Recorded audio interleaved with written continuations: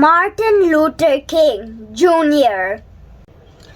Little Martin was a spiritual boy from Atlanta who came from a long line of preachers. His dad was a preacher. His uncle was a preacher. His grandfather was a preacher. Maybe he would become a great preacher too. One day, a friend invited him over to play. Martin was shocked when he was asked to leave because he was black. That day, he realized something terrible was going on. This terrible thing was called segregation.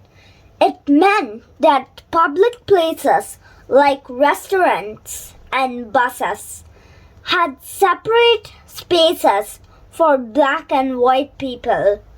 Martin and his friend were sent to different schools. Martin believed that one shouldn't remain silent or accept something if it's wrong.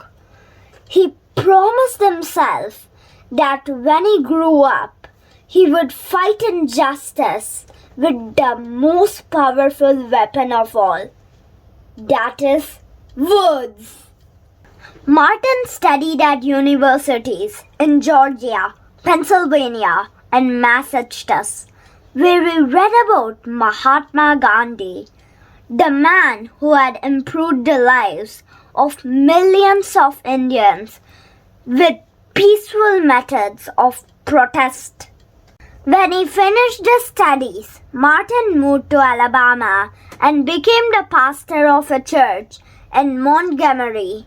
Every Sunday, from his pulpit, he encouraged his congregation to speak up about things that mattered.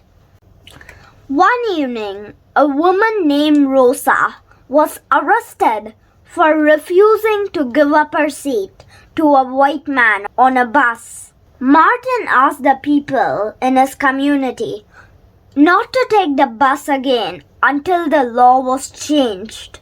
Many citizens were inspired by Rosa's story and Martin's words. Suddenly, buses were almost empty. They stayed empty for more than a year until segregation on Montgomery's buses finally ended. It was the first major civil rights action in America, but not the last.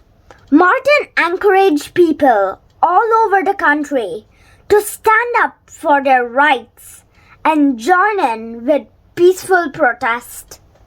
They were often attacked, and Martin was arrested 29 times, but he and his followers never fought back with force.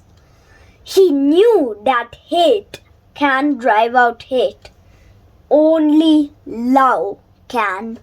Martin helped to organize a protest march on Washington, where he gave a life-changing speech.